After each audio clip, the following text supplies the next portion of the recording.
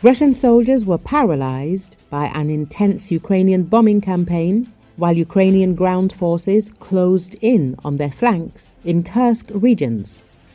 With 2 companies already encircled and wiped out, Russian soldiers made a desperate plea for reinforcements. However, this relief force walked right into a Ukrainian trap.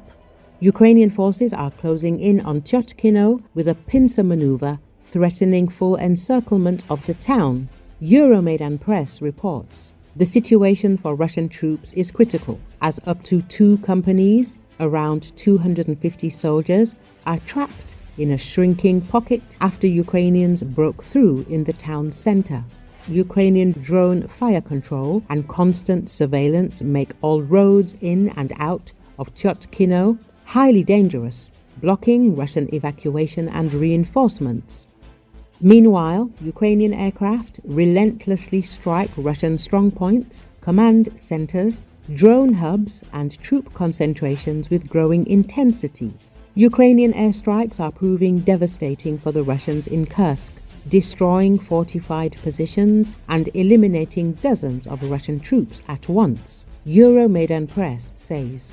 After the past 2 weeks, at least 15 documented bombings have been conducted against Russian force concentrations in and around Tyotkino alone, with estimated casualties reaching up to 300 soldiers.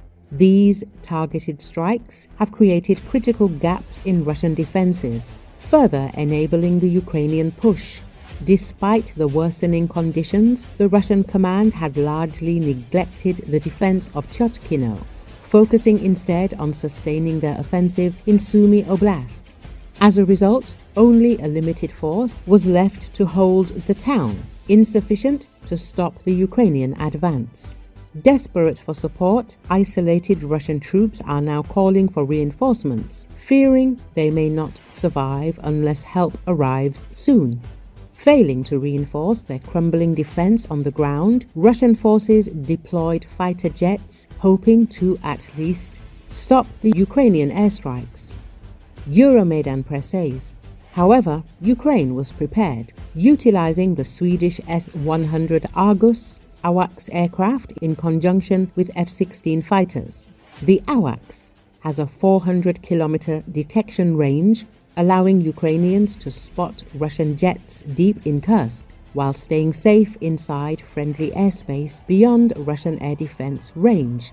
Recall recently in a one-on-one engagement with the F-16, Russians have the advantage, as their Su-35 jets have more powerful onboard radars with a range of 350 kilometers, compared to the F-16's 110-kilometer range. However, with AWACS support, Ukrainian F-16s gained extender radar reach and early targeting info, enabling them to launch AIM-120 AMRAAM missiles from their maximum range, shooting down an unsuspecting Russian Su-35 fighter jet. The Russian jet crashed near the border with Ukraine.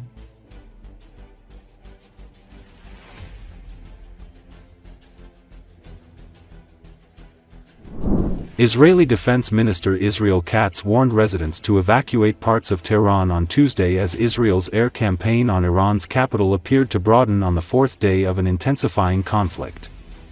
Residents of Tehran, do not endanger yourselves and do not become hostages in the hands of the dictator who uses you for his survival, Katz said. According to Associated Press on Monday, the defense minister held a situational assessment with Chief of Staff Major General Eyal Zamir and other senior military officials. The conflict between Israel and Iran has wreaked considerable damage in both countries and caused casualties on both sides. Israel says its sweeping assault on Iran's top military leaders, uranium enrichment sites and nuclear scientists, is necessary to prevent its longtime adversary from getting any closer to building an atomic weapon. Iranian ballistic missile attacks on Israel have killed at least 24 people across the country. In Iran, Israeli strikes have killed at least 224 people since Friday. Israelis struck key weapons depots in Iran as well as manufacturing sites around the country. Israel claims it has achieved complete aerial superiority over Tehran. That's after a punishing airstrike campaign that Israel says has destroyed Iran's air defenses and targeted sites across the capital city. Iranian ballistic missile attacks have damaged buildings in and around major Israeli cities, including Tel Aviv. In Haifa, strikes killed 3 and injured dozens Monday.